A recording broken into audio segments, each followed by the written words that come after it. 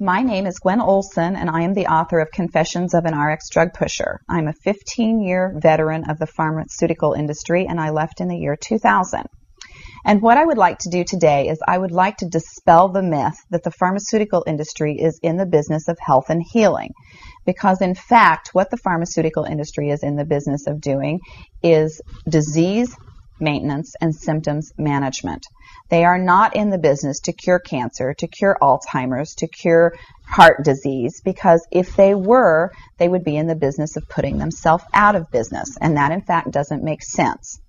I don't want people thinking that I am a conspiracy theorist, because in fact there is no theory behind what I'm telling you. It's all provable. And what I'm saying is provable is that the pharmaceutical industry doesn't want to cure people. You need to understand, specifically when we're talking about psychiatric drugs in particular, that these are drugs that encourage people to remain customers of the pharmaceutical industry. In fact, you will be told if you're given a drug such as an anxiolytic or an antidepressant or an antipsychotic drug that you may be on the drug for the rest of your life. And very frequently people find that they are on the drugs for a very long period of time, if not permanently, because they're almost impossible to get off of. Some of them can have very serious withdrawal symptoms, and most of them can have extremely serious withdrawal symptoms if they're stopped cold turkey, but some people even experience withdrawal symptoms when they try to titrate or they try to eliminate the drug little by little, day after day. So it's really important to understand the motivation behind all of the current maintenance drugs that are on the market, even, for example, drugs such as cholesterol-lowering drugs. And what we are in fact finding now is that cholesterol drugs are lowering cholesterol excessively and causing other disease states as a consequence. So you need to be careful about trying to take drugs in order to remain healthy, because you're never going to have anyone come to you and tell you that the drugs are always tried against a placebo in clinical trials. What a placebo is a sugar pill. And in fact, many drugs are not found to be much more efficacious than the sugar pill. And in a case in point actually is the recent clinical trials that were released in the meta-analysis that came out of the UK on antidepressants, on the newer SSRI, selective serotonin reuptake inhibitor antidepressants. And what was found was the information that activists and other researchers have known for decades, was that antidepressants are no more effective than placebo, no more effective than sugar pills. But yet there are over 44 million people that have been taking these antidepressants, and a large number of them people that have mild to moderate depressive episodes. In fact, they prove that the antidepressants were not effective in anyone, with the exception of some of the most severely depressed patients.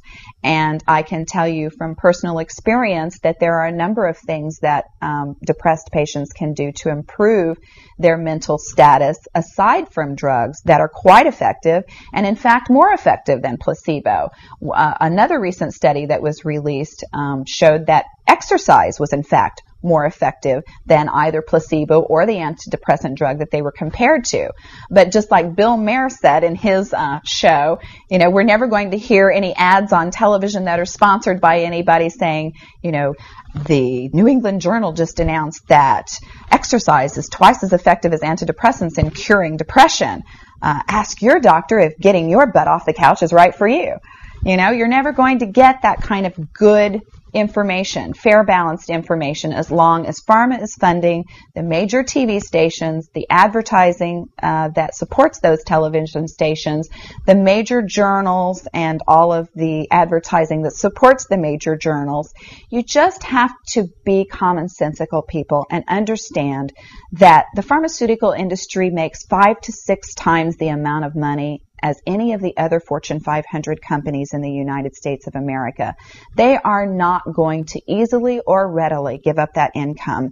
And we are, in fact, considered a human commodity. Our loved ones, our children, our elderly are considered cash cows that are preyed upon by pharmaceutical reps such as myself, who are encouraged to go in and build market shares without thinking about the consequences to patients, without knowing the misinformation that they are distributing, without being aware that the clinical data has been contrived, or that the patient populations have been cherry-picked, or that the side effects have been minimized and reported in such a manner that it doesn't present the information correctly. I spent 15 years in this industry. I was one of the best, but I'm here to tell you that the industry has run amok, that we are at a severe crossroads in this nation, and that we have got to take our power back, and we have got to start making the pharmaceutical industry accountable for their actions and for the defective products that they're putting on the market.